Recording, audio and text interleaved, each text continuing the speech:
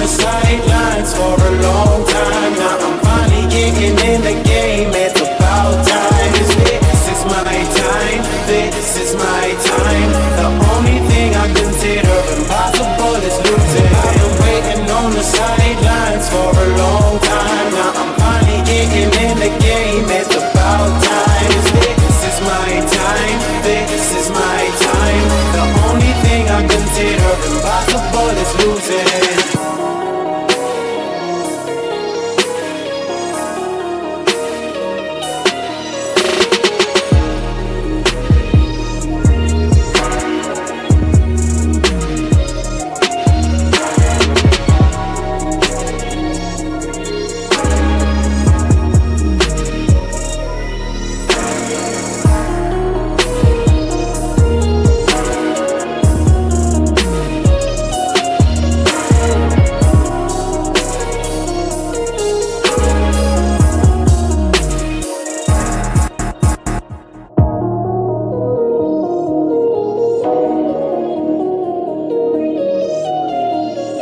I've been waiting on the sidelines for a long time. Now I'm finally getting in the game. It's about time. This is my time. This is my time. The only thing I consider impossible is losing. I've been waiting on the sidelines for a long time. Now I'm finally getting in the game. It's about time. This is my time. This is my time. The only thing I consider impossible is losing.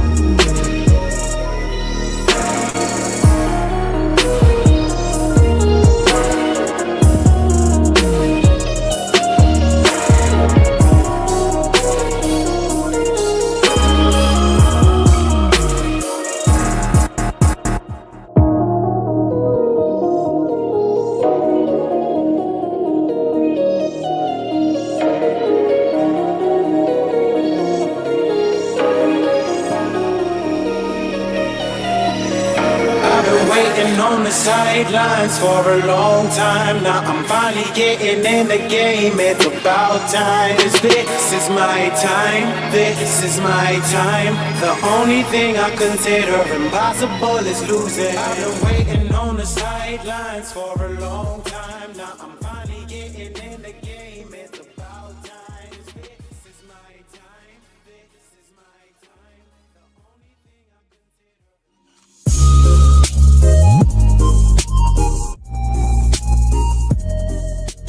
BetUS, America's favorite sportsbook and casino. Live betting and racebook. We're celebrating 30 years with a historic offer. A 125% sign-up bonus on your first 3 deposits. Plus 10% gambler's insurance. Get started today. BetUS, where the game begins.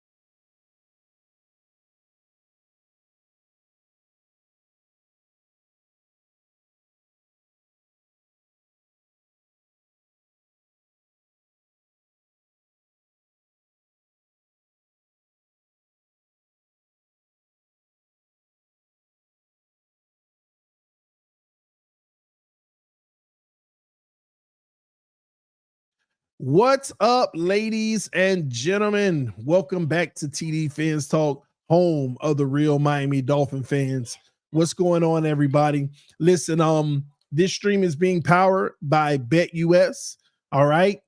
Shout out to our sponsor, BetUS, the #1 online sports book, in which they are currently offering a 125% deposit match up to $2,500 on your first 3 deposits. This means if you deposit $500, you will receive $1,250 to play with.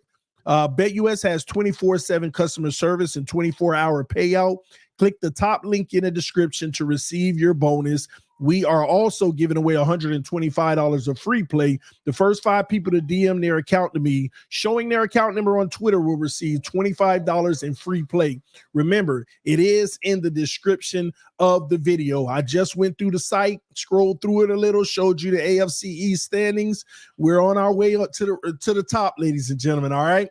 So supporting our sponsors is supporting the channel. Make sure you go check that out. Link in the description of the video. All right, y'all, hit that like button. Punch that like button on your way in the building. We got to talk. Today's stream is Miami Dolphins free agency illusion. 2024 will be the toughest year in 25 years. We're going to break that down and more right here on the show today. All right. Before we get started, y'all, please hit that like button. Let your friends and family members know about the channel as well.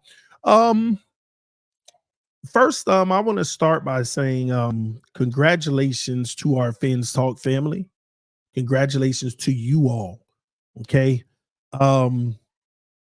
Big time congratulations. We've hit 29,000 subscribers on this channel.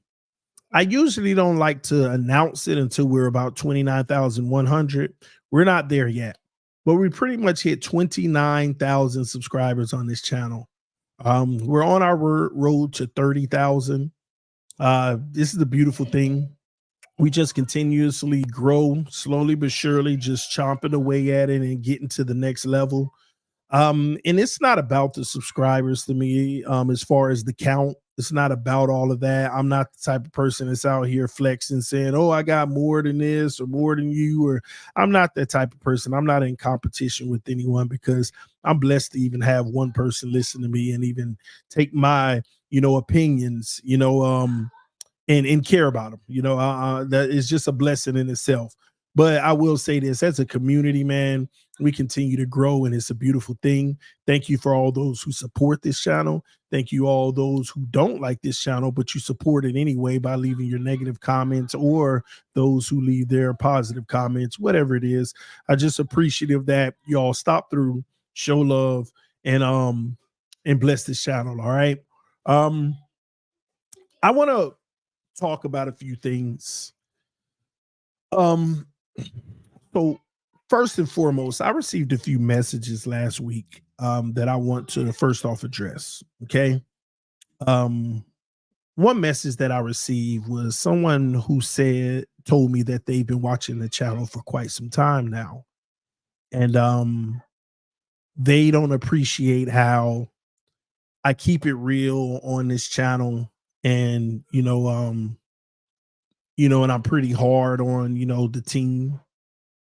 And then I get on the AFC's roundtable and I'm all giddy about the team and things of that nature. I want to, because we got 29,000 subs now. And what I always forget sometimes is that every day we got somebody new watching and they don't understand the flow of the channel. So I want to take this time to real quick let people know how things operate over here. Okay.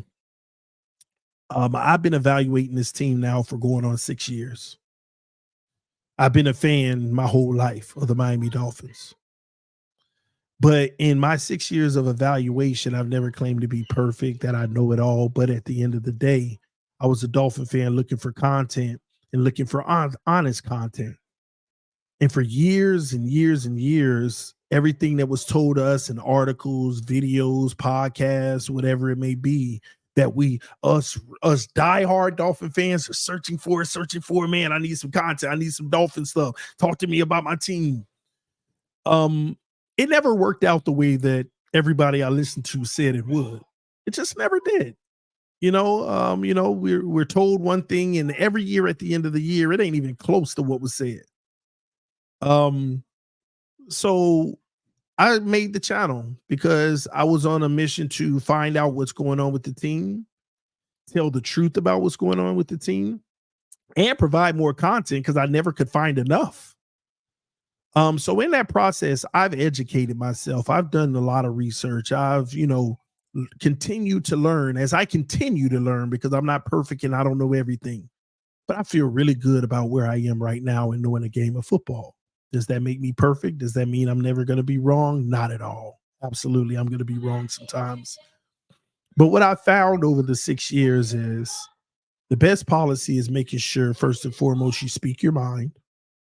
Second off, tell the truth of what you believe. Third, even though you tell the truth and what you believe, it does not make it a fact. Number 4, respect other people's opinions, even if you disagree and you bring reasoning behind it.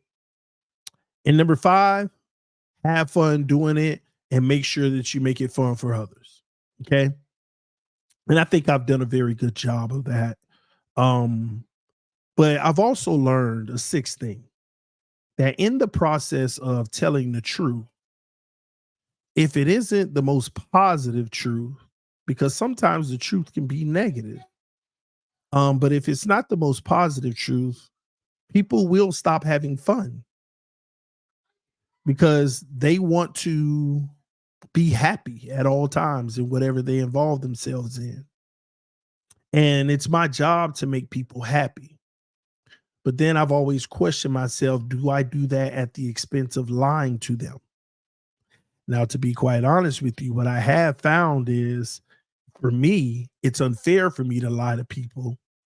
But at the same token, I found that people want to be lied to. And unfortunately, I also found that I couldn't provide those lies to people. Therefore, I'm going to turn some people off because I'm not going to lie to them, because I can't lie to myself. Because I started this channel to find the truth for myself, but then realize I'm finding truth for a much larger audience. But I have to stay true to finding the truth for myself. And I can't lie to people. So I do understand that it's going to cause some people to be unhappy. And for that, I'm sorry. But at the end of the day, I have to stay true to myself. And it's not going to make everybody happy, which means some people are going to unsubscribe. Some people are going to start to dislike me. Some people are going to start to slander me. It's a part of the territory. And I've come to grips with that. Okay. So when people send me emails that say, you need to be more positive, even if a signing isn't a good signing, you should do streams of just showing the positive or X, Y, and Z. And I want to say this, and I try to, there's no humble way to say this, unfortunately, which is going to rub some people the wrong way. But don't tell me how to run this channel. Respectfully. Don't tell me how to do what makes me enjoy what I do. Okay? Don't tell me how I should be on this channel and how I should be on the AFC East Roundtable. For the record, you're going to always get the facts and the truth on this channel. And you're also going to get a little bit of trolling, comedic relief, humor. And I'm hoping that the people who have watched me long enough and understand my personality by now know that I am not a malintent person. I am not a bad person. I am not a person who's trying to destroy anyone. But if I'm bringing a little comedy, something that doesn't make somebody else look as favorable, but I'm making people laugh and they're enjoying it, it's just who I am. It's what I like to do. But I'm hoping people can see through that and know when I'm doing it and when I'm not. And I try to do my best part all the time to tell you I'm just joking right here, or I'm just trolling. This ain't serious. I try to preface things that way. Okay. So when I'm on the AFC East Roundtable, for those who don't know, The roundtable idea is to bring divisions together and talk your talk, rep your colors, rep your squad, rep your team. So if I'm on my channel telling you all my concerns about the Dolphins, it is my job to go on the roundtable and make sure that I do everything I can to prove why we're still better than them. Even if we're not better than them in some cases, it is my job to give you what you keep on crying about anyway, a positive defense. A positive defense. Now, there's times I may have a little bit of honesty and give my real takes because there's room for that on the roundtable as well, to give good analysis. But that's the place where you don't tell the family business out in public. You go rep the family. You ride for the family on the round table. You try to put the Bills fans to shame. You try to put the Jets fans to shame. You try to put the Patriots fans to shame. You don't want to necessarily just put the Dolphins and what we got our mess going on to shame. That's what the round table is built for us to act like our stuff don't stink and show them why theirs do. Because that's the fun nature of the round table. That's what we built that for. But I'm not going to bring that on TD Fence Talk when I built this platform to be honest about everything going on. So hopefully you understand the difference now. That's just a brief example of me explaining to you all. That's the difference between TD Fence Talk and the AFC East Roundtable. And another thing, because I know a lot of y'all do it respectfully, you try to tell me about my sponsorships. Bro, maybe you should be more positive because your sponsorships might drop you or whatever it may be. Listen to me, ladies and gentlemen. It's okay if my sponsorships drop me. I feel like I've received those sponsorships because I'm authentic to begin with, and God is giving me these opportunities. So if he takes those opportunities away, that only means that he's showing me something or preparing me for something else that may be greater and or less. I don't know. But at the end of the day, it's okay. I didn't go out and say, hey, look at my channel, come sponsor me. No, I looked in my email and sponsors say, hey, we want to work with you. Can we have a conversation, negotiation, and blah, and so forth and so on. So please stop telling me about what I need to do because my sponsorships X, Y, and Z and this and that and this.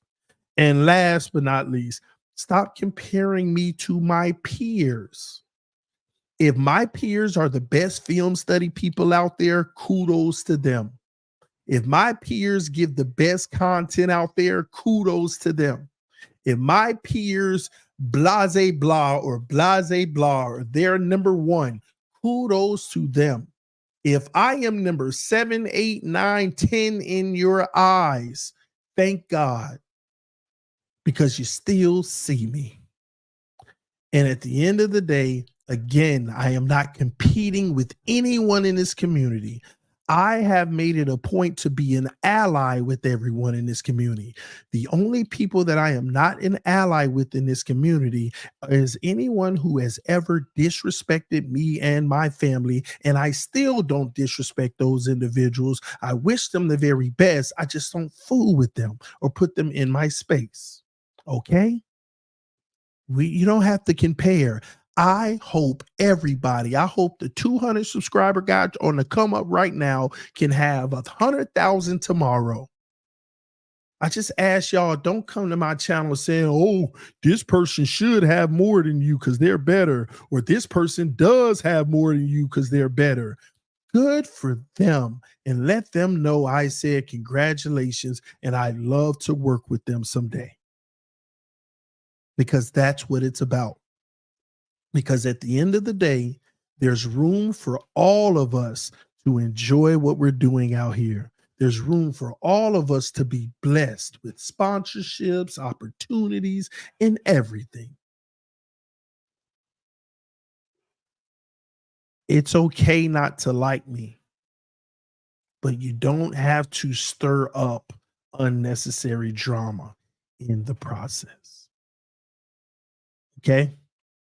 Someone in the chat said, who hating? No, nobody. I just wanted to make that clear and let people know where I stand so you never have to worry about putting me in any drama or mess. You will hear my name sometimes positive and sometimes negative, sometimes defamatory, sometimes lies, but you don't have to bring them back. Again, I am operating in my own lane because I'm walking in that lane with God. Okay. And in that process, He is going to bless me or humble me, but it is my journey and I am content with it and nothing else is going to bother me. All right. That's all I'm saying. Love y'all so much. So I just wanted to get that out of the way up front because I'm starting to get those emails again of people trying to tell me what I need to do to make TD Fans Talk better and why I should be better than that person. So I should start doing this or that. We all do different things. I'm not the expert or number one in anything. Everybody you like more than me, they're better than me. I'll concede it because I want them to be. All right. Shout out to the homie Shake Money who dropped the first donation of the show. Before I read his donation, thank you all for sending donations. It's greatly appreciated. For those who do send a donation, what you do is bless this channel so that when YouTube every single month says, hey, we took our cut and here's what you have left, I can take that money and I can go upgrade and get my new soundboard, which I got. I told y'all 2 months ago I was going to get my soundboard, and I got my soundboard. Now I got to work something out because StreamYards, it don't sound great. I don't know if y'all heard that very well. StreamYards for sale, but I'm about to switch to OBS because my next investment is the big, powerful laptop. So when I switch to OBS, you'll hear it a lot better, but it doesn't sound good on StreamYards, and I don't know why. It's just weird. Got to figure that out. But I'm able to get bigger and better things that can help my production and do more. That way you can enjoy the show. Okay. But yeah, we'll figure that out. The soundboard piece of it, we'll figure it out eventually. But yeah, on everything else, when I'm on Bleacher Report, when I'm on BetUS TV, when I'm on Vidcaster, all those sponsorship deals that I have on platforms that I'm on, they works just fine and it sounds great. It's something about StreamYard. So I'll figure it out for my normal stream so that we don't have the issue soon. I'll look into it, okay? Shake Money said, I can honestly say I've been making content for a year. And you supported me when you got a chance and will be forever grateful. Anytime. You know my rules, Shake Money. If I got the time, it belonged to you when you asked for it. Okay. If I don't have the time, I'll tell you, you got to hit me up again so that I can find the time. So I'm always available to help those. Okay. Now, that's an interesting thing too, because I was just thinking about it, because I might actually create a e-course on might create an e-course on content creation, because there's so much I've learned into content creation that can help a lot of others. So I don't have to so much like one by one keep helping a whole bunch of people, because a lot of people don't know in these 6 years, I probably helped about 100 people try to start their platform in one way or another. Real talk, no exaggeration. Okay. And that's another point. I ain't one of these people around here. You too small for me to work with you. I know what goes on out here, but no, everybody. I'm supporting everybody following their dreams. All right. We got another one from a member for 17 months, almost a year and a half. JD the Great, the homie, man. He said, please stay true to the real fans, TD. We will always have your back. Fins up no matter what. I say salute to you, bro. You already know. You've been rocking with me for a while. You know how this go, bro. You watched it all in the process, man. All right. So I think we're good there. Let's go ahead and dive into what I want to talk about real quick. Okay. So as you can see the video, Miami Dolphins free agency illusion. 2024 will be the toughest year in 25 years. Let's start out with the illusion piece of the title. Okay. somebody put a post on Twitter that caught my attention because it was so true, but nobody want to talk about it. I mean, they'll talk about it, but it's in a negative way because they want to beat me up. And before I continue forward, Mordecai said, TD, what happened to the Tony Dow show? I got some strikes and stuff on the channel. So I'm dealing with something mentally right now of how I want to handle moving forward with it. Because if you watch the Tony Dow show, it's all clean. But the type of content, I guess, some people don't want others to hear it. So they've been warning me on the show. So, and I don't know why. It ain't like it wasn't clean content. It's just, you get into politics and all that stuff, religion and all that stuff. I'm getting strikes on it. And one more. So I paused and said, I submitted a thing saying, can you explain this to me? Like, what is it specifically? But this has happened to me before. So Tony Dow show will be back. I just have to, I'm trying to figure out what y'all problem. What do y'all not like that I'm saying? That's all I'm going to say on that. I think we kind of probably already know what time it is, but that's all I'm going to say. All right. Yeah, it's aggravating anyway. Okay, so let's move forward. Miami Dolphins free agency illusion. So somebody wrote something on Twitter, and I was like, it's so true, and nobody want to talk about it because if you talk about it, you're the negative person. If you talk about it, you're the you know how it's logical stuff that should be talked about, but if you talk about it, you're the negative person. Somebody put on Twitter, why is it that every year Chris Greer's every move by the media, YouTubers, and everybody, why is it that every single move is sold as a positive move? I want y'all to really think about that. They always crying about my negativity, right? But why is it that every single move is always viewed as positive? We bring in a bum nose tackle, defensive tackle. Oh, I love this move. Oh, this is a really strong move.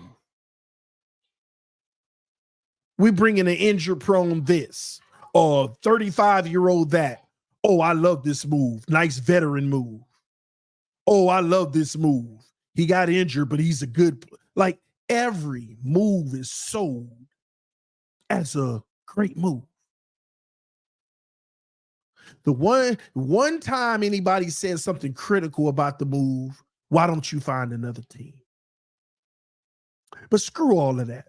Let's talk about the fact that why is every move that Chris Greer and the Miami Dolphins make glorified? And this ain't about this offseason, even though I'm about to talk about this offseason in the same context, but the last 5+ years, why is it that every move is glorified? And we're okay with that?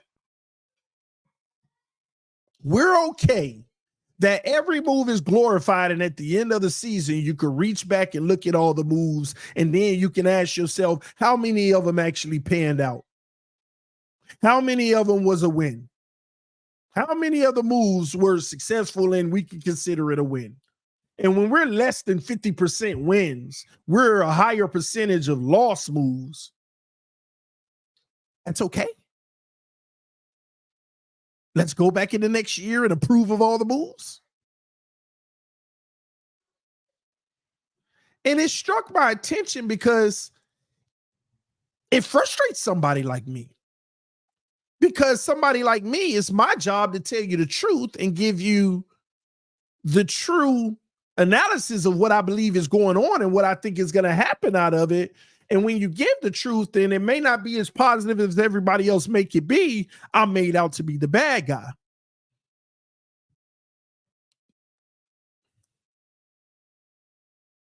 We've brought in 7 defensive tackles.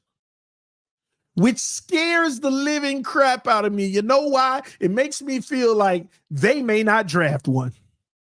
Not in a significant round, first or second.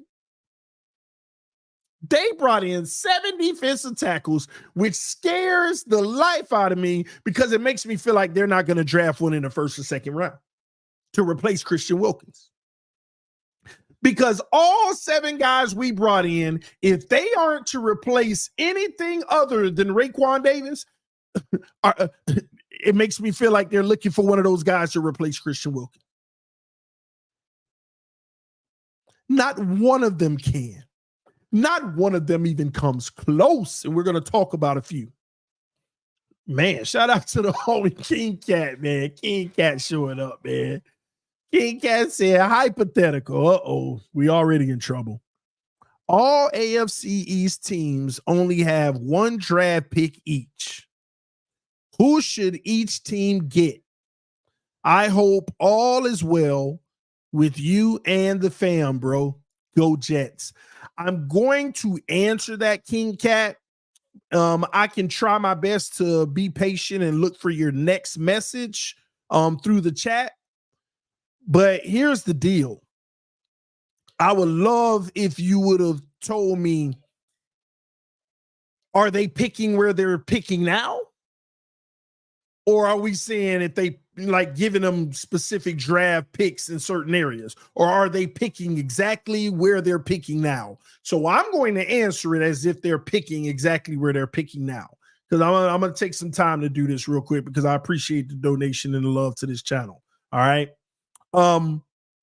First pick is the New England Patriots. They have to, so their first pick, I'm going to be honest with you, I wouldn't even get the quarterback. I wouldn't get the quarterback. If I'm New England, I would trade with a team like Minnesota, and I would get their 2 first-round picks and a first-rounder next year and an additional second-rounder. I would go get their 11, 20-something, not first, but 20-something that they picked up, or 18, something like that. I'll get those 2 picks. I'll get next year's first, and I'll get like a second-round pick. And I'll let them pick right there. And I'll go finish my roster and go get some major weapons and trade an asset or 2 to next year. So I'll build my team. I'll just go get a guy like Ryan Tannehill for the year, but I'm building my team. I'll get him as a placeholder. And what I'll do is I'll wait till next season and I'll try to get a player. Well, maybe Tannehill balls and you want to keep him for a while and draft a young quarterback to sit behind him.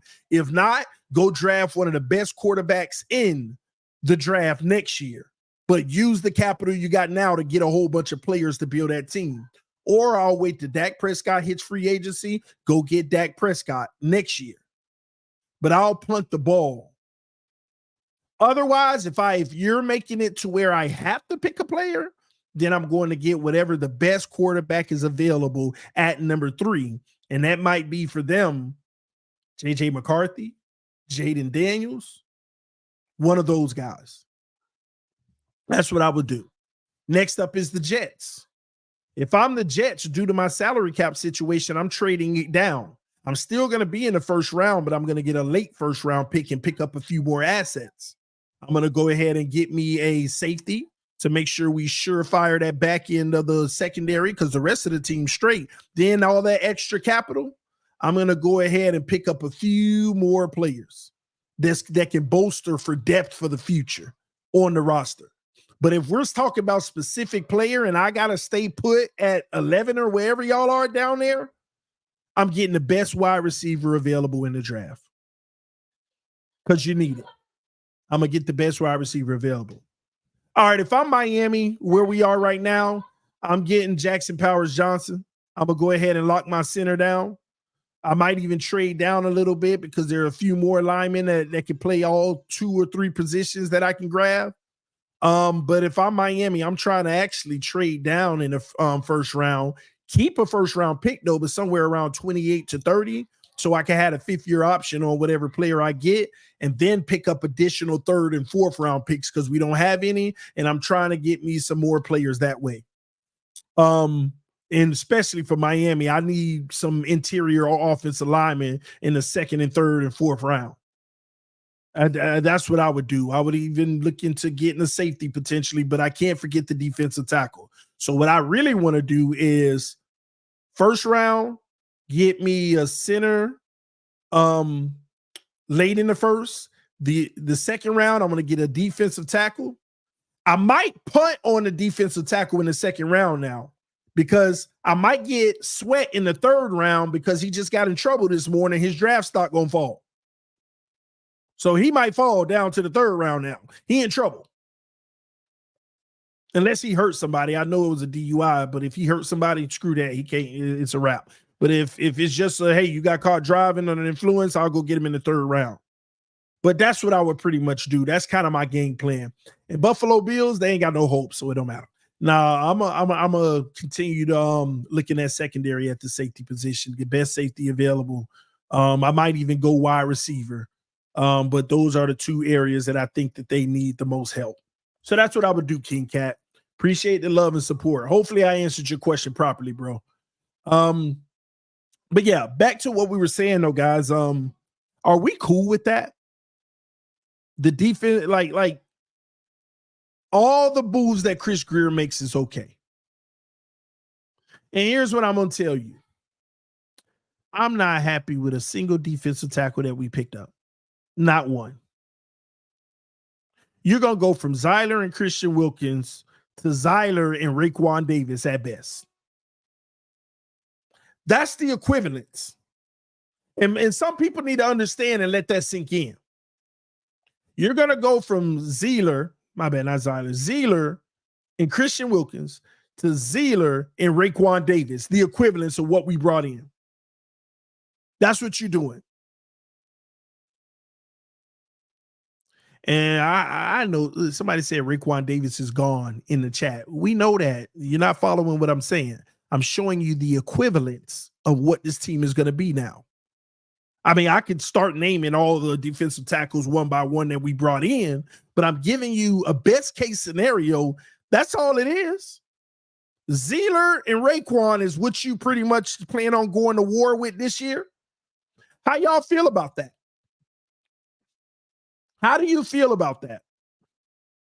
Y'all remember the days where a hard-fought game and we trying to come back, and then in the fourth quarter, if we can get that one more stop and it's like 6 minutes left, but we literally got a team running the ball down our throat, and it's like 2 minutes left, we like, come on, please make this stop. Just don't give them the first down. You get so desperate till you get to the point, man, just let them score so we can at least get it back. Y'all remember those days? I hope y'all follow me on that. Do you remember? Do you ever remember the days where it was like we literally coming back? We're down by 3.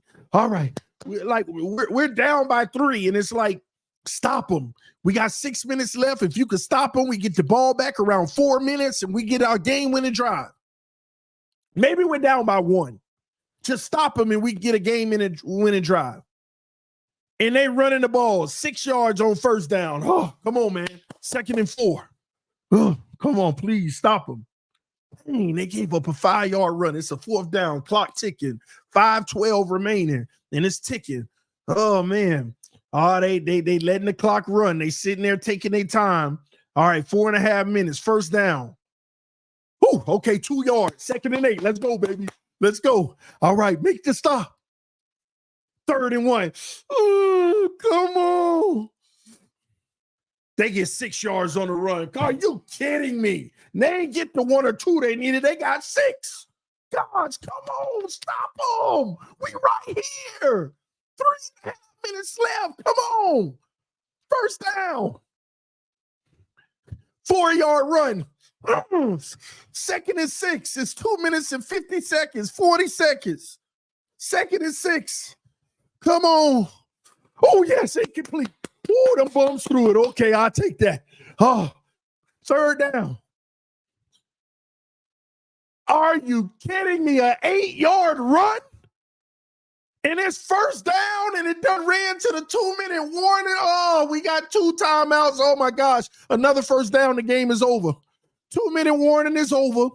All right, first down. On first down, they get 8 yards. 2nd and 2, like, oh, they already in field goal range, but it's okay if we need a touchdown. Just stop them. 2nd and 2, we called a timeout. Let's go. It's 1:50 left. Here we go. Oh, 3 yards, another first down. Game over. Game over. You can call your timeout, but it's still 1:50 in this 1st and 10. Game is over. You know how many times I've seen that happen to us in the last 20 years? This was the type of stuff that made us go get Ndamukong Suh. Y'all forgot about that? This was the stuff that made us go get Ndamukong Suh.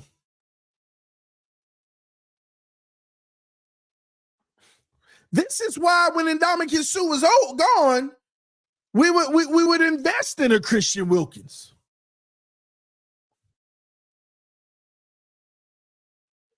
You got to learn from your mistakes.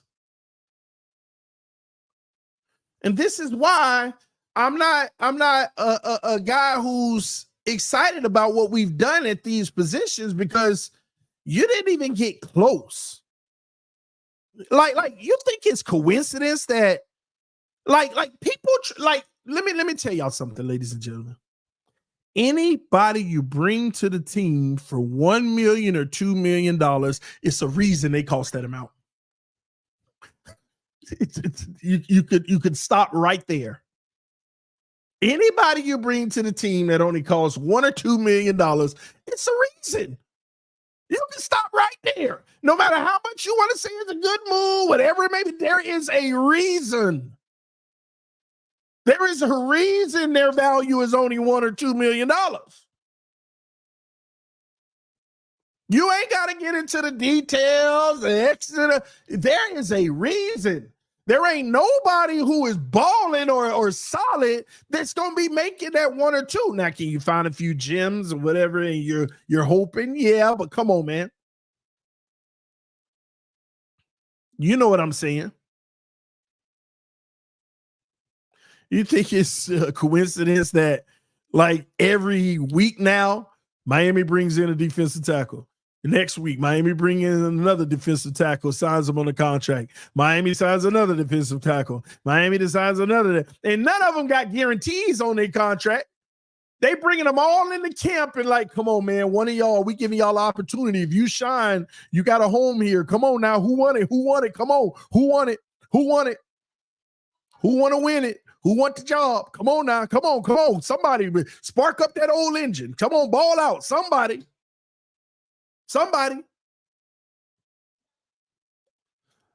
But why is our whole media and other creators, they loving every move? For what? What are we? In our most recent one from Tennessee, right? I think it's Tennessee. Our most recent, he moved around to different teams. Okay, he was with the Houston Texans as well. He played those 2 playoff games that they had and was the worst player on the field, by the way, in those 2. I think the elimination game, he was a PFF of 36, by the way. He had a 36 PFF in the elimination game. So, but it's funny to me. See, this is how they twist it. when we brought him in, right? You know what the headline was? Miami brings in big free agent with starter experience. That's how they twisted it. Miami brings in big-time starter experience. Miami brings in big-time starter experience because the other team's best player and second best player get hurt. They bring him in, and he plays and don't play great all season, but he's a guy that can fill in. You remember when we got them guys off the couch at the end of the season? Them 70-year-old defensive ends that we brought off the couch to replace Chubb and Phillips. But the headline says, Miami brings in defensive tackle with starting experience. Has playoff experience. help his team in the playoffs. Was the worst player on the field. Was the worst player on the field. But we okay with that?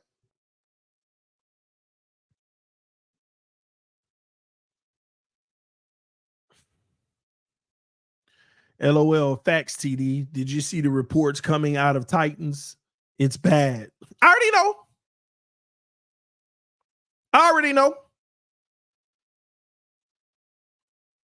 First of all, you played on 2 teams in 1 year. That tell you all you need to know. You was playing on the Titans, they cut you, and then the Texans got beat up and they ain't had nobody. Hey, bring him in. He been playing. Worst player on the field. And we turn them headlines to make people believe and feel good to Miami brings in defensive tackle with starting experience, helping his team in the playoffs last year. You can't make this up. Because I talk to people and they out here, oh, he got starting experience. He was in the playoffs. You see what the Texans did? He was on that D-line. Worst player on the field. And then whenever I give him the facts about it, well, I mean, he's still a good camp body. Let him compete. Well, that's more like it. But still, we okay with that. Shout out to King Cat again, man. He just dropped another big one on you, boy. He said, I have a bet for you. Well, I don't know about your bets, King Cat. You got that cash. Let's see if it's cash related. I might have to decline. He said, Finns win the division. I shave my head bald. Jets win the East. You shave your head bald. Bills win. It's a wash deal. Barring season, ending injuries to the quarterback position.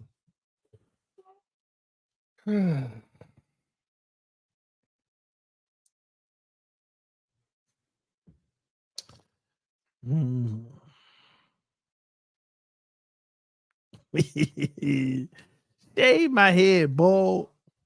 Bro, if I shave my head bald, I'm going to lose like 6,000 subscribers, man. Oh, man. I don't know, man.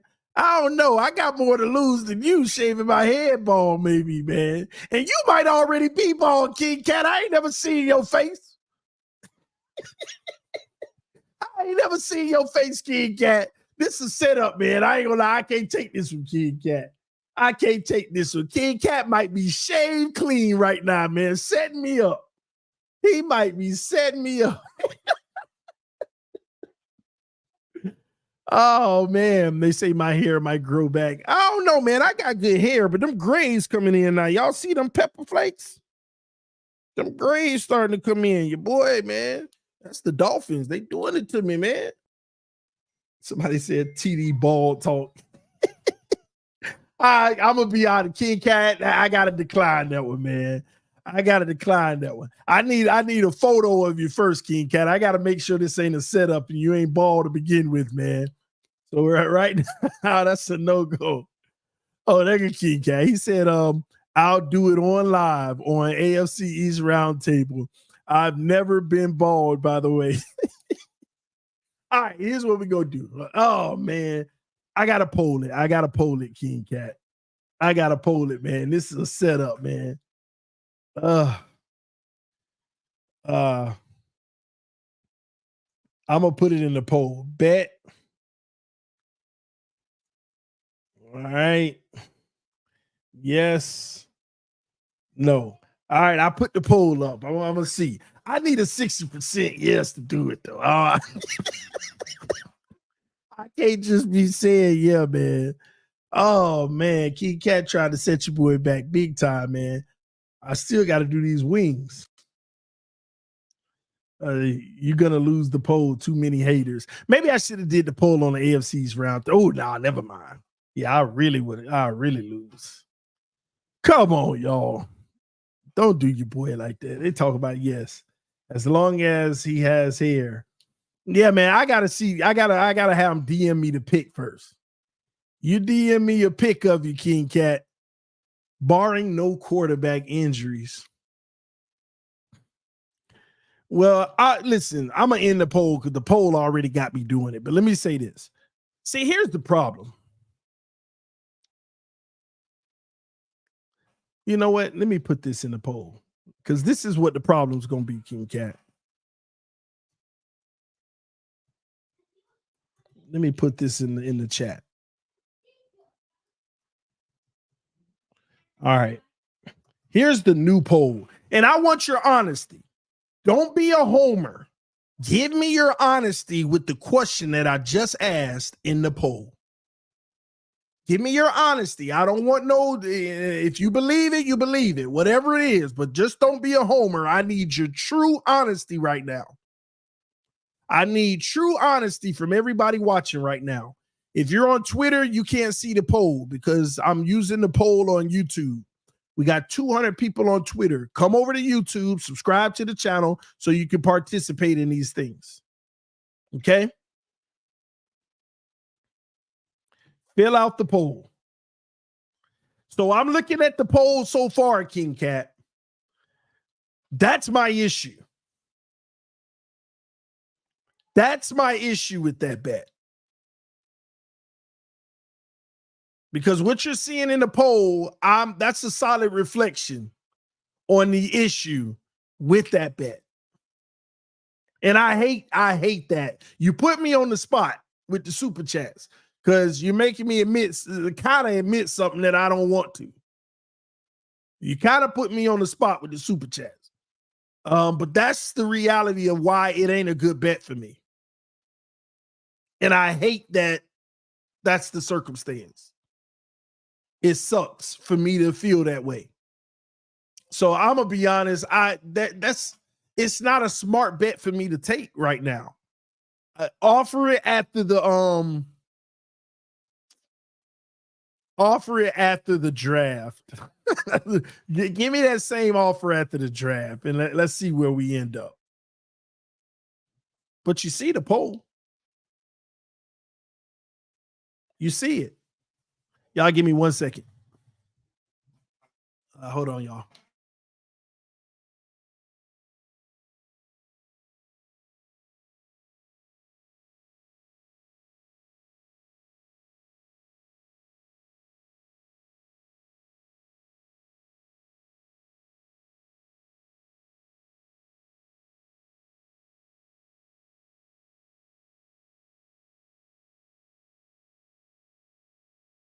My bad. I didn't know I was muted.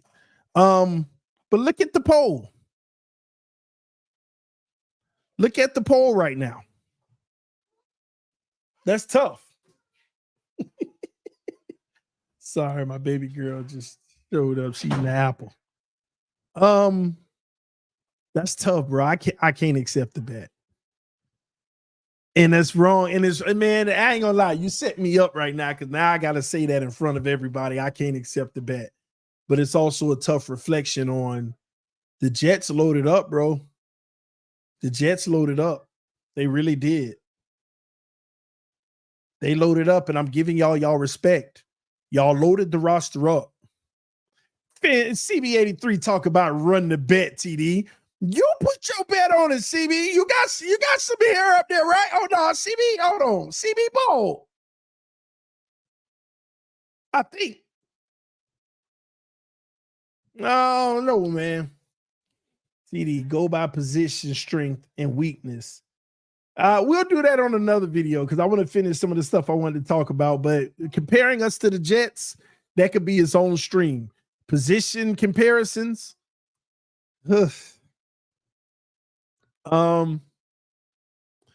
Highly wanted criminal said losing Christian Wilkins is devastating, but not having linebackers that can shoot up those gaps make it worse. Well, I kind of disagree. I feel like we actually brought in a linebacker that can shoot the gaps. The problem is that linebacker can't cover in the secondary. And then we brought in a linebacker that can cover in the secondary, but he can't shoot the gaps. Same thing we always do. Same thing we always do. CB83 said King Cat ain't ready. Hey, CB, I told King Cat to come through on the round table, though, the AFC's round table, so he can make the Jets pick for the mock draft this week. So hopefully he said he'll come through, I think. So hopefully he's there on Tuesday at 6 p.m. We're gonna do the mock and we're gonna get his Jets pick. All right. CB83 shaves his head with a Rambo knife with no shaving cream. Hey, he a G. But yeah, King Cat, man, that's a tough one. I can't do it, man. That might be a setup. That might be a setup. That's a setup. Let's move forward though, because I got a few more things. I've already talked about the Miami Dolphins free agency illusion.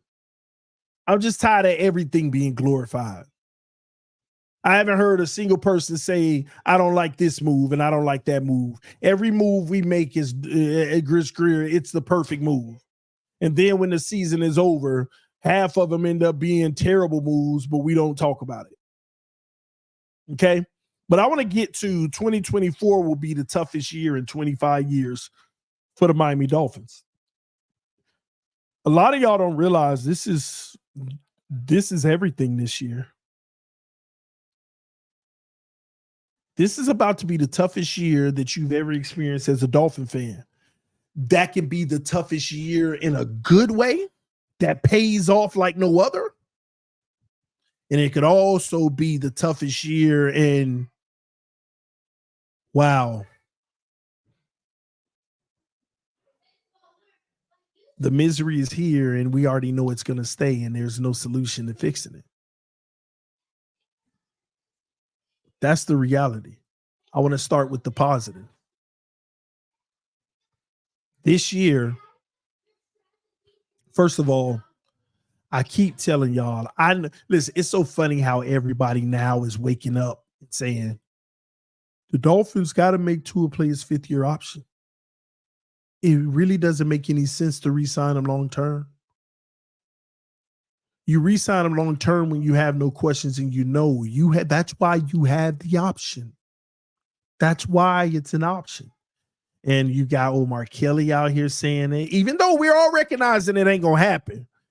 But everybody's out here knowing that's the best thing for the team to do. Anything other than that, just idiocy. Pure idiocy. But we already know our team is going to exercise idiocy. We already know that.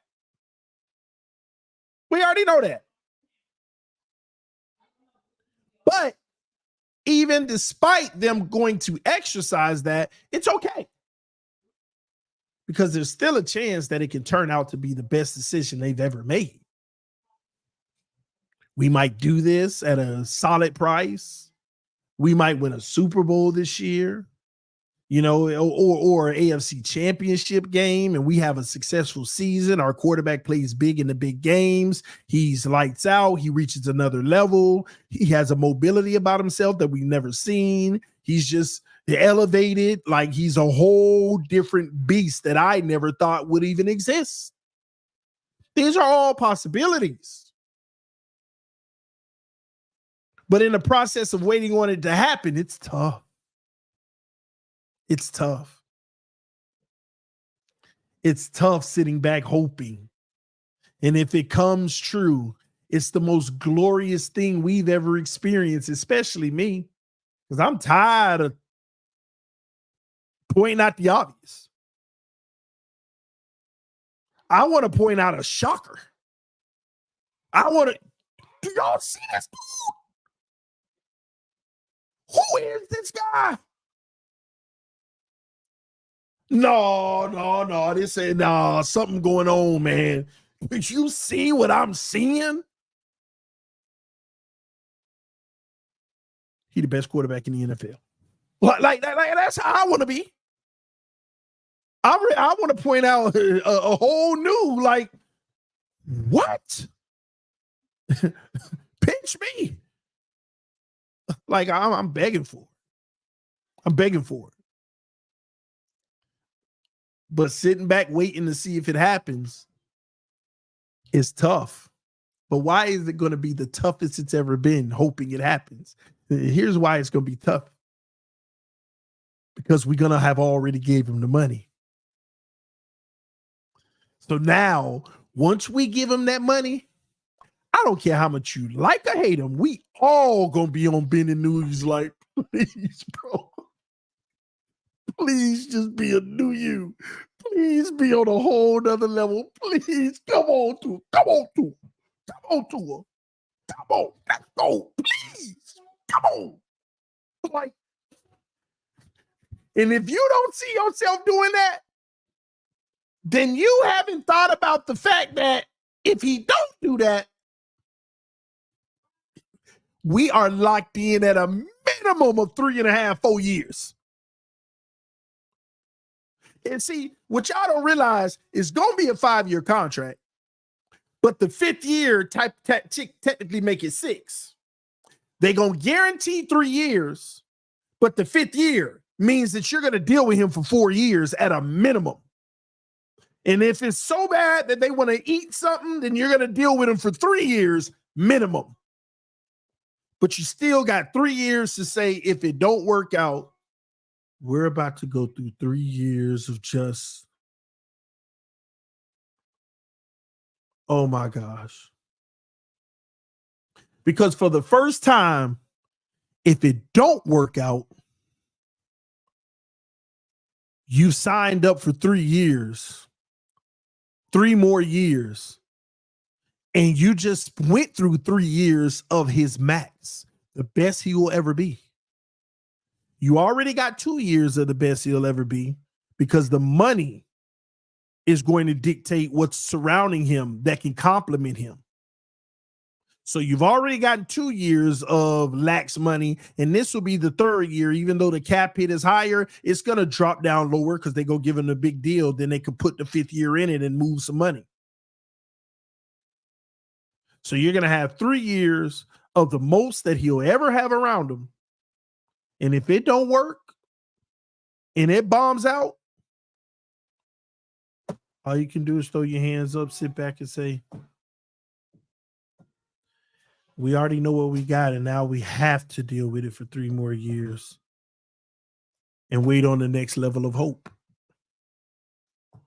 2028, we can get back excited about a potential another guy coming in. That's why everybody, when they sign this deal, we're going to be on our knees hoping that he shock us all. We really going to be very hopeful that he shock us all. Please shock us all. Let this be the best season of your career by far.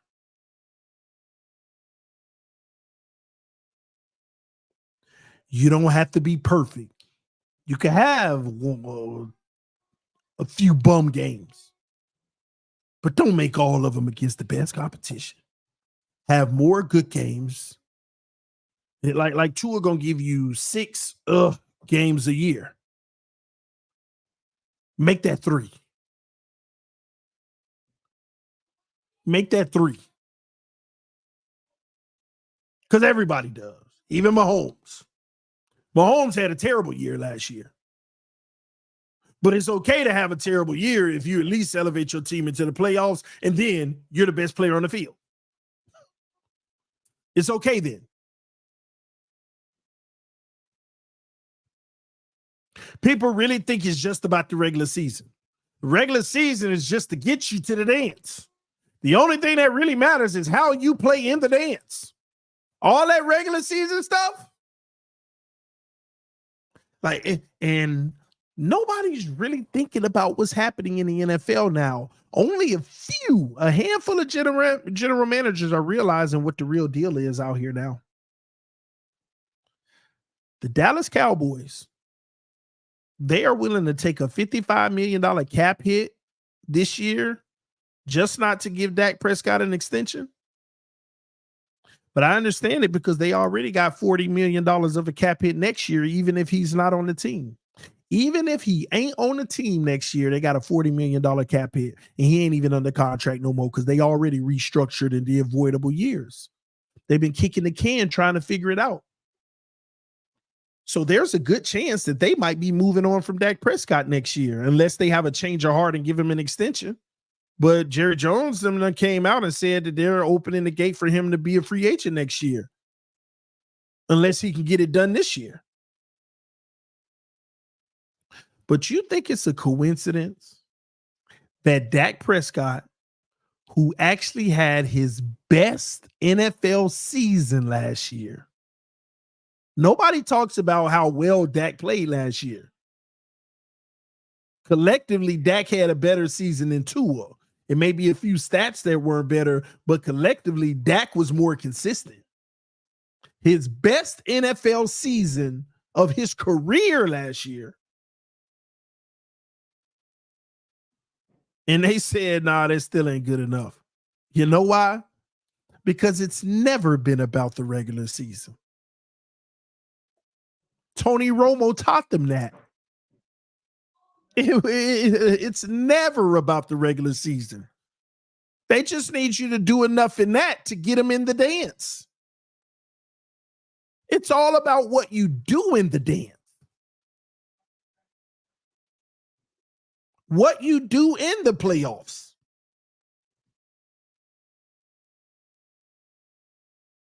And if you don't ever show up in, like, everybody ain't going to always show up in the playoffs. When you're going up against other quarterbacks, one of them got to lose. But it's not about that. It's about your sample size. If you only got one game in the playoffs, how did you do? Was it bad? You're not good in the playoffs. Yeah, but it was one game. That's your sample size. Hopefully next time can change that. You have 2 times in the playoffs and you were trashing both. That's not good. You have 2 times in the playoffs and you balled out in one and you were trashing the other. Okay, at least you showed me you can do something. But hey, let's see the next one. We're going to need consistency. It's about the dance. How do you play in the dance? In the big game, in the playoffs, the tournament. Once you're in, the regular season doesn't matter. I don't care if you're the 1 seed. I mean, obviously, it don't matter what seed. Obviously.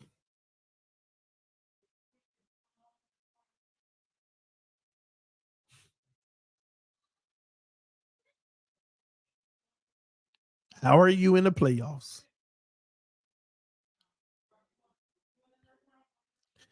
And it's even worse if it's the playoffs are one thing. That's where you want to judge your quarterbacks, right?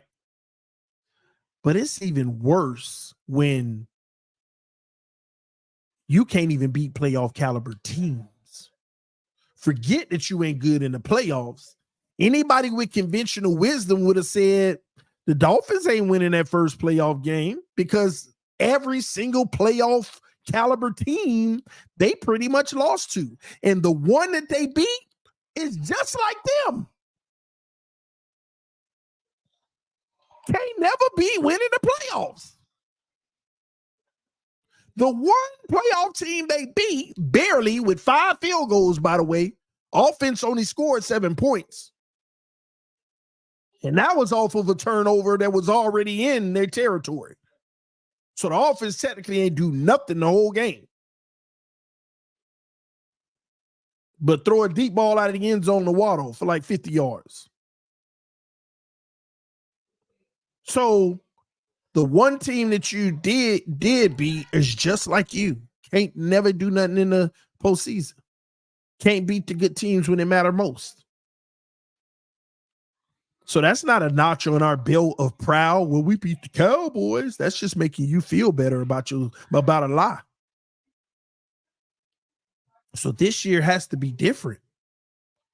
He has to show so much. Do you understand that he has to carry this year? See, at what point are we going to be honest and be truthful with everybody and say, we're trying to build a team that can help carry him to where as long as you don't make any mistakes, we can deal with you. At what point are we going to be honest and admit that this is a team game? Only because we have a team game quarterback. that the team has to do everything perfect, and as long as he don't make a mistake, it'll equate to wins. Because sometimes you see a team that's getting penalties, that's not blocking for their quarterback, that's dropping balls, quarterback still balling, and they win. Reminds me of Joe Burrow when he went all the way to the Super Bowl.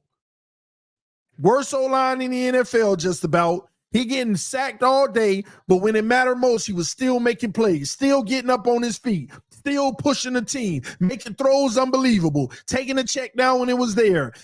Big time plays on the money. Defense held him down. Like somebody said, stop bringing up Joe Burrow in the postseason. It was a team game. The defense was helping him even come back. Well, guess what? The Miami Dolphins shut out the Kansas City Chiefs in the second half, held Mahomes to 0 points. That's what you call a team game. A defense that did their part in the second half. And that's where Burrow carried. And that's where our guy didn't. So it's a fair comparison. As the Bengals made some plays to help them get back in it, our defense shut Mahomes and them out in the second half to help us get back in it. But our offense didn't respond. Burrow responded. That's what I mean by a quarterback putting the team on the back. We know that the defense got to do their part, but our defense did our part. Stop dancing around the facts. Our defense did their part.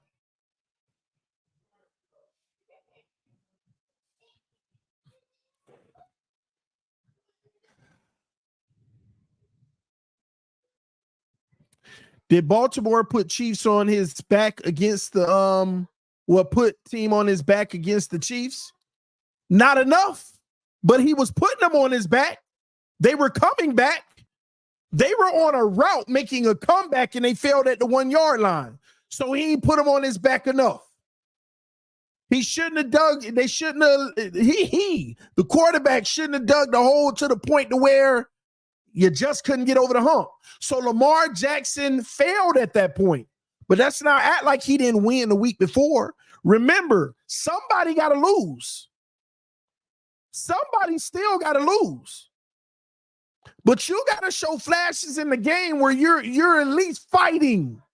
Lamar in that last game versus the Chiefs was still fighting at the end. Had them in position for the comeback. Don't forget, they were only down one possession when they fumbled at the 1 yard line. He drove them down there, made plays with his legs and his arm to help them get down there. So no matter how bad it's going in the big moments, he was making plays to try to come back. And he fell short, and he failed. But guess what? At least put fight into it. We never had a shot in the game. Our offense never showed a shot of really going to be able to come back. Our quarterback showed no semblance that we were going to come back. No indication that we were going to come back or even had a chance. Just failure after failure after failure in every drive from everybody on the team, including the quarterback. But not the defense, the hurt defense that held Mahomes to 0 points in the second half. The Chiefs didn't score a touchdown in the second half. Literally held them. But our injuries, were mainly on the defensive side of the ball. 3 and out, 5 and out, 3 and out, turnover or whatever. Didn't even put up a fight. Gave us no, ooh, that's nice. All right, come on. None of that. None of that.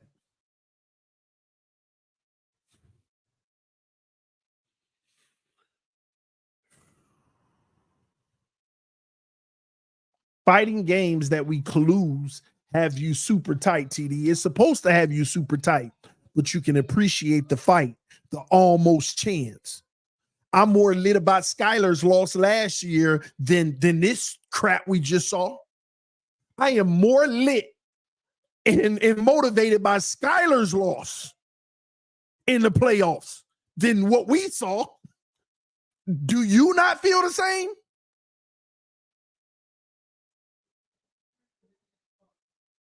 Do you not feel the same? Which loss would you rather have? The Skyler loss or the one that we just had versus the Chiefs?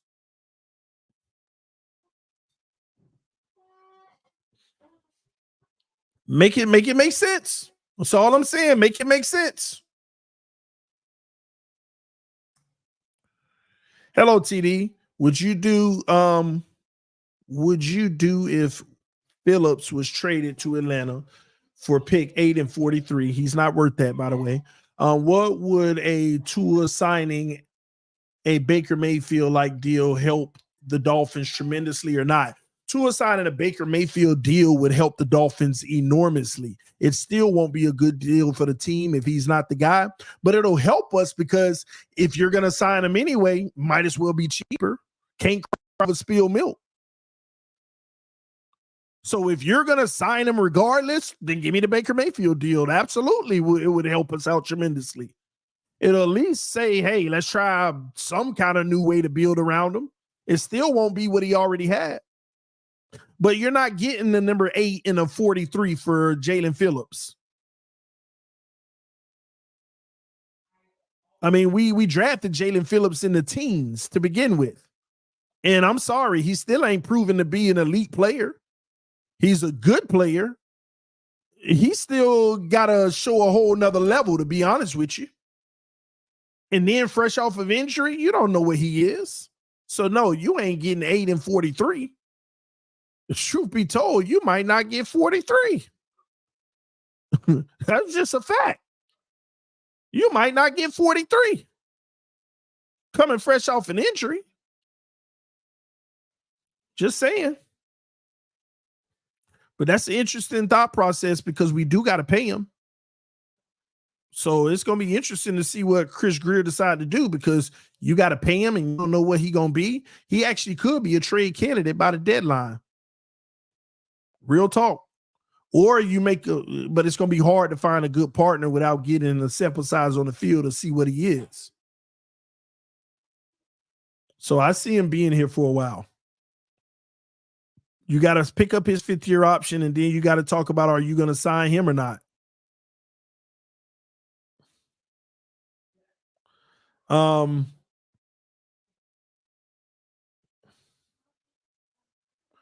Let's see. Oh, my bad. That was another one. Last Second Sports said 30 years of the salary cap era, every Super Bowl won by an elite quarterback or cheap quarterback.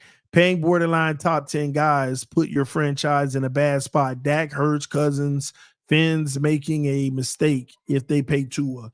The facts are there when you look at the study. You're either an elite quarterback, Brady, Manning, you know what I'm saying? There's 3 ways to win a Super Bowl that I believe. Elite quarterback, good quarterback on a rookie deal, or a team with a solid quarterback, but they got to have a historic defense and like a historic run game or something like that. That carries, and that's your identity, and you ride with it. Plus a little bit of fortunate luck, but every Super Bowl team, even the greats, have a little bit of fortunate luck. But those are the 3 scenarios. Once a guy get off his rookie deal, if he ain't elite and you ain't got a historic defense and a historic run game, you're not winning no Super Bowl.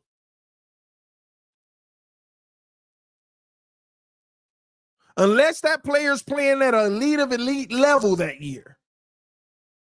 You're not. Now, can it happen? Yeah. I mean, anything can happen, but your chances are almost non-existent. But teams still chase it because they think they ain't learned nothing about Russell Wilson. They didn't learn nothing from Russell Wilson's situation. I've always said that Russell Wilson wasn't an elite quarterback, but everybody in his first 4 years, you a lie, he is elite. Super Bowl winner. He's good at this, that. Russell Wilson not elite. He got one of the best run games. He got a defense that gives him more possessions and good field position. and they score as well.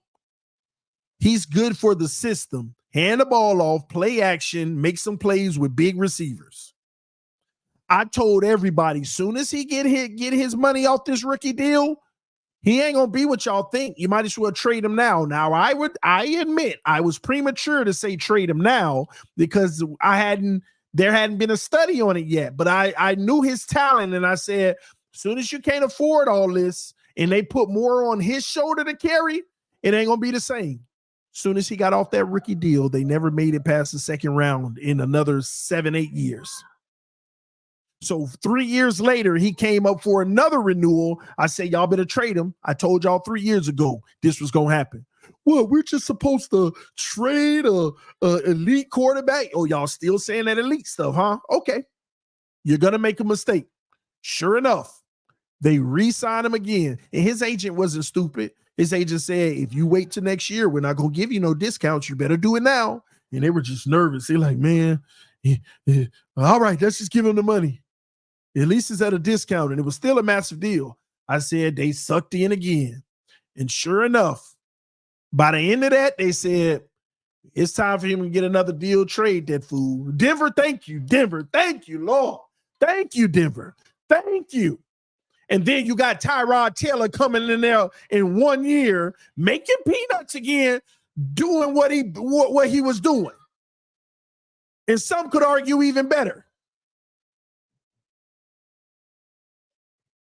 But y'all act like the money don't affect nothing.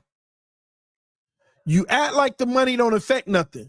First, it start with getting rid of the Legion of Boom. Whole team structure is done. Just like the Dolphins, it start with getting rid of Christian Wilkins. It start from moving on from Robert Hunt, Connor Williams, those guys. That's where it starts. But you don't see it. You start making excuses for the team. Yeah, but I feel like the pieces we did bring in, it could really help. But this is just the beginning of your delusion. Trying to justify where you came from with talent to where you are. Because when that next wave leave, when Teron Armstead leave, when Bradley Chubb hit the road, when Tyreek, you making that decision? Because Ramsey going to be one of the last ones to go out of all those guys. When all those guys start phasing out and we start bringing these rookies in and all of that, y'all can be like, yeah, but this is the first round pick. You don't know if they're going to turn out to be Ramsey. You don't know if you're going to get an Armstead. You don't know if you're going to get another Tyreek. And we're going to be right back in that purgatory team. And you're going to remember the talent we had versus the talent that we have now. And although there are a lot of draft picks and stuff, it ain't even close to the team we used to have. One moment.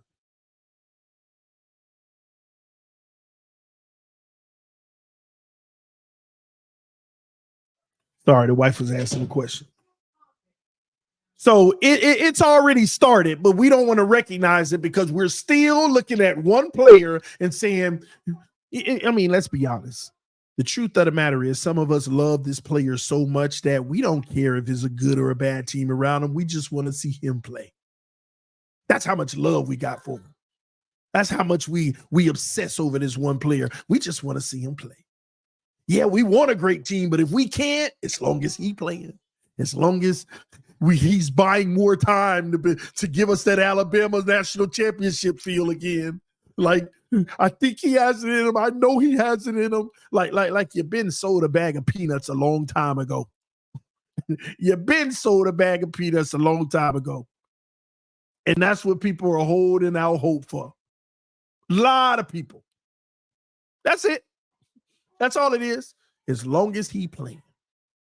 I just want Tua to make it because so many people say they didn't believe he would. And I said, I believe he will. And I don't want to be wrong about this one. Well, I can't speak for everybody else because I do understand there's some people that don't want to be wrong either. But I'm one of those people. I want to be wrong in my take that Tua is not going to be a franchise quarterback. I want to be wrong. The only thing I'm saying in all of this is shame on those who just don't want to be wrong. And they're not even encouraging the narrative to be a better team. But instead, I understand you not wanting to be wrong because it's best for the team, but not wanting to be wrong when you know, like deep down, some of y'all know he ain't the guy. Some of you know he'll never be at this level. He'll never be at that level. But I don't care. That's the part that gets me. Some of you have decided deep down inside of you, he'll never be at this level to that level. I just hope they put enough structure around him to keep helping him look like, give us a defense of him. That's all the Dolphins have done. They've created at least the ability to defend him. Nothing to be concrete about. Nothing to know. We haven't created anything to know. All they've done is create the ability to defend so that we can keep going down this road. That's it. No guarantees, no assurity, no confidence, none whatsoever. Just the defense. That's why this year, I hope he's on a whole new level. This quarterback coaching thing and all of that. I mean, I don't know if he's working that much. Every time I see him, he on a golf course. I done seen 4 different courses this offseason. While Tyreek and Waddle out there. But Tua, I don't see him working. But hey, everybody let the man enjoy his offseason, I guess. That's what I'm told. Hey, let the man enjoy his offseason. All right. I just hope it pays off in the regular season. I hope we get a whole new level. I hope we get that, not that week 10 MVP that we keep getting. I hope in week 16 we like, front runner. I hope that's what we get. Please.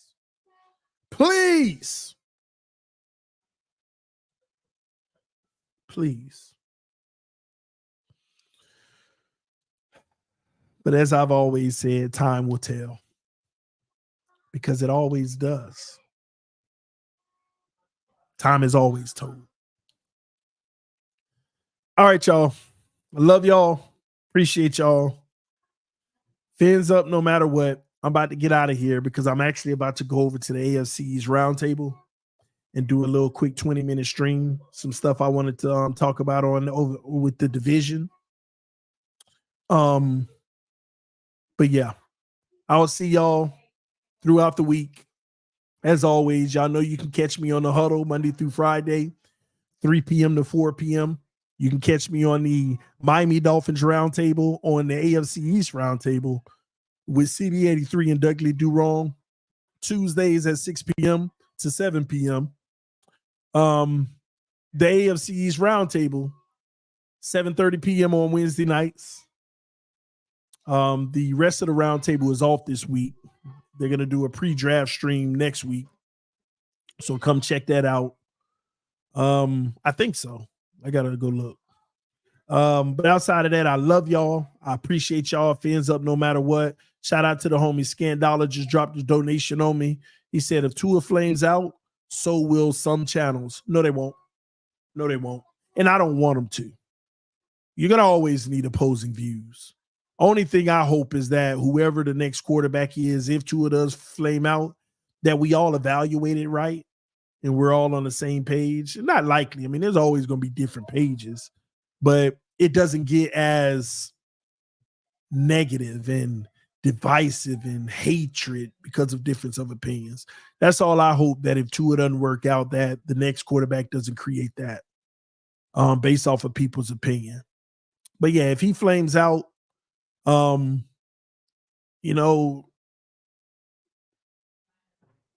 everybody will be fine. You just move on. Some people got that one wrong. Some people got that one right. You just keep track and keep the record and you keep moving on, and you, and above all, you hope everybody learned from it. You just hope everybody learned from it, because if Tua flames out, unfortunately, I would have ended up right. And the next quarterback, I might say, is the dude and end up wrong. I might say he ain't the dude and end up wrong. So, I mean, it's the name of the game, man. But, that's just a matter of the viewers. You start to pile up the track record of those who know what they talk about more often than the others, because everybody's wrong at some point. But you pile up and you evaluate who's been more right more often. But you can never say that anybody has been 100% correct on anything, ever. So it don't have to be they were wrong and y'all and attacking. Well, I mean, it just depends on the type of person you are. I'm not going to be that type of person. If Tua don't work out, I'm not going to be that type of person that be like, oh, that's the same person that blah, blah. I ain't going to be that type. Now, I know if Tua does work out and he ball out, I know other people are going to come attack. You know how I know that? Because when he was week 8 MVP 2 years ago and week 10 MVP this year, they were coming, I told you. And I was humbly saying, can we let the season finish before you start losing your mind? You might be right, because he's doing some things that I didn't even believe he could do, but can we let it play out? And by the end of the season, they were nowhere to be found. So that tells me they just, like, some people got so much built up, they ready to pounce, like, come on, Tua, come on. Like, they mad at Tua too, but in a different way. They like, we got to get this TD dude. Come on, Tua. Gosh. Come on, I can't wait to rain on his parade. Like, and they don't understand. People gonna have if he does ball out and he's a new guy, people gonna have a rude awakening. Because I'm gonna be the biggest fan, as I already was, believe it or not. But I gotta be honest. What they don't realize, I have hope for Tua. I just don't believe in his long term. I have hope for him. Sometimes I'm like, come on. Like, in my heart in games, like, oh, please do something. Yes, okay.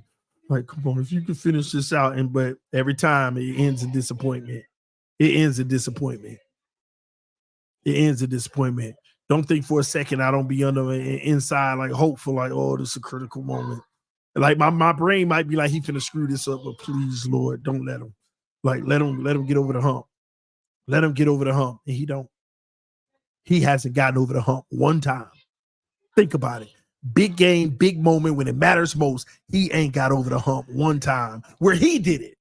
We ain't talking about Dallas Cowboy where most of them ran for 2 25-yard runs and put us in field goal range. We ain't talking about that. We talk about our dude doing the do. We ain't had it once on the big stage at the big moment. We're not talking about a week 2 Baltimore. Nobody care about a week 2. We're not talking about y'all know what I'm talking about. Late in the season, big game, big opponent, marbles, everything on the board. He ain't never did it. Not once. 4 years. Not once. 4 years. Not one time. Just once. About 12 opportunities. Not once.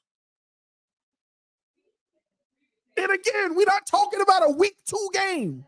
We're not talking about a week 7 Arizona type thing. We're talking about when it mattered most. Oh, everything on the line. He didn't have about 10 to 12 of them games in 4 years. Not once. Because even if he did it once, we'd still be saying, oh, one time? Yeah, we would be saying, no, that was one time. So the truth be told, by now, we would be criticizing if he did it 3 or 4 times. Like 4 out of 12, that's still trash. But not once. Not once. Like like I'm trying to tell y'all, we would still be talking down on him if he did it 4 times. 4 out of 12. Man, the man only did it like 4 times out of 12 times. That's trash. But not once.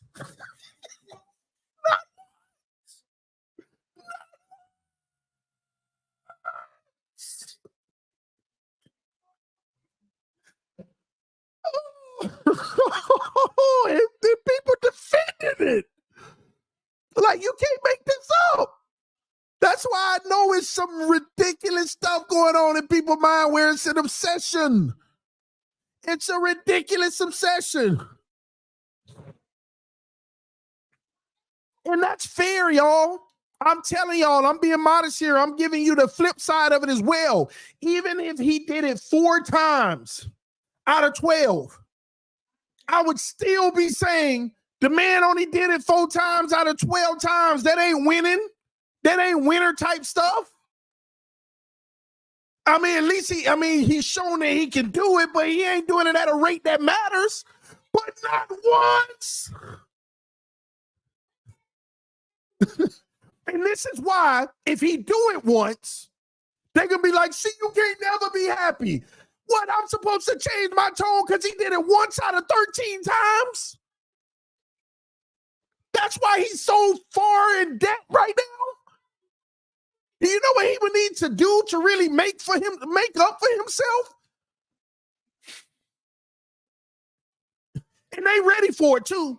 Let it be a week 15 and we got to win 3 straight and he win 1 and he plays well. Oh, he got 1. Good. Now that's get the other 2. Oh, he messed up the next one. Well, at least he did it last week. He finally did it once. You see, gonna stop. They waiting on just like even them. They like, just give us 1 qualifier. We got at least something to fight about. And yeah, we're going to be out here fighting. Yeah, we're going to be out here fighting.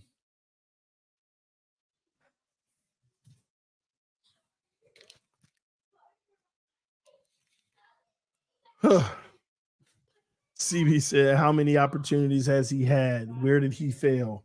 Are you kidding me, bro? At this point, are you kidding me?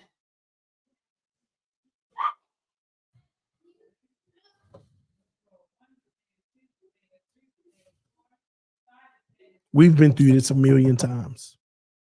Year 1, first year. Who was it then? Buffalo, you win, and all of their second and third string players were playing and got blown off the map. Got destroyed. And we're not even going to go back to a few weeks before that with the Raiders, where Fitzpatrick had to come in with Mac Hollins and save the game. Thank God we won that. Or we'd be talking about that's another one he bummed out on. But thank God Fitzpatrick won it. And we're not going to go before that in the Denver game his rookie year because that ain't in a clutch moment. That's a little earlier in the season where Fitzpatrick couldn't come back and win it, but he dug the hole. But let's not count that one. And we're not going to count the Raiders one because Fitzpatrick saved it. That's one right there. The next year, the Tennessee game, we don't even talk about the few games before that. But Tennessee, we just stopped there because it was a must win. You win this, we feel good. We got it. Terrible game. Oh, it was raining and sleeting a little bit. Can't make this stuff up. 2 years ago, Chargers, Buffalo, San Francisco, Green Bay.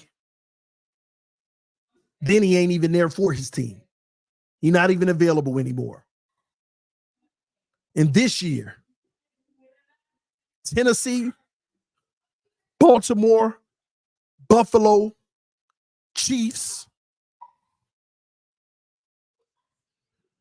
The Chiefs, again, wasn't late enough in the season, so I ain't even going to count that. You can't make this up. So don't ask me what games did he have an opportunity and where did he fail. Just go watch the film. And CB83, you got access to the film, bro. You got access to it. And not one of them games did he show up. Well, maybe one. I'll give him the Buffalo last year. He wasn't terrible in that game. Still ain't do enough to win because he got outplayed by Josh Allen. But he wasn't absolutely a train wreck. It was a shootout. It's just the better quarterback was going to win. And that was Josh Allen. But I ain't going to hold that against him. It's that simple. TD's film take is suspect. We talked about that at the beginning of the show. That's fine. It's suspect. Matter of fact, it's worse than suspect. It's no good. I'm content with that. I'm just talking about what I see on film. If that means I don't read it well, okay. You got people that do read it well. CB83 is an excellent film study. Go check his film study out. There's everybody except TD got good film study. So go check out their film study. And when I do my film study, say, hey, that's a TD film study. I ain't going to check that out. But then there's other people that love my film studies and see everything I'm pointing out. It's okay. It's suspect. Don't even say it's suspect. Say it's trash. It's okay. It's that simple. You're a real one, TD. Good man. Salute, fins up. Appreciate you, bro. Appreciate the positive. But yeah, man. That's all I'm saying. He ain't never yet. But this year is gonna be a different year. I'm not gonna lie. Sometimes when I look at the schedule, I'll be like last year, I looked at the schedule, I was waiting on it. I saw it, I was like, you know why? I wanted Tua to succeed so bad. I said, please give me the Giants, the Panthers in the last 4 weeks. Give me the Jets, Giants, and Panthers. Something like I do that. Give me the Patriots, Giants, and Panthers. Every time I see the schedule, I look at the bum teams that I think gonna be bums, and I'll be like, can you at least give me some of them in December, in January? Like, let's give him a real 10 so they could say he won a big game. And sure enough, I looked at that schedule. I said, Tennessee, okay, yeah, I like that. They moving on. They banged up. They ain't gonna have that O-line no more. They getting rid of a lot of good O-linemen. I knew they weren't gonna be good this year. I said, Baltimore, oh, dang. Buffalo, right there. I was at Cowboys. Dang, man. Even though we beat the Cowboys, but I was like, dang. One team that I believe that we got a chance to beat, Tennessee. They done loaded the back end again. Up. Here we go. And I said, he going to be MVP by week 8. And by the end, it's over. I already knew. Y'all should have known. So this year, I done seen the schedule. I'm like, please give me the Raiders at the end. Please, but this year, please give me the Colts at the end. I want to say, please give me Tennessee, but they done loaded up a little bit and they beat us with a worse team last year. Like, I'm trying to make the circumstance better for Tua so I can feel good. Like, yeah, he should be able to win that way. He should be able to win some late games this way. Schedule don't never work for us that way, man. And then people said, oh, well, even though it's a tougher schedule, they at home. We don't lose at home. Like, every narrative got crushed this year. They say we can't beat good teams, but at least we don't lose at home. Every narrative got crushed this year. Every narrative. Yeah. Okay. It didn't matter, man. I'm out of here, man. Love y'all. Appreciate y'all. Fins up no matter what. Y'all take care, man. I will see y'all on the next one. Peace. I'm out. See you soon.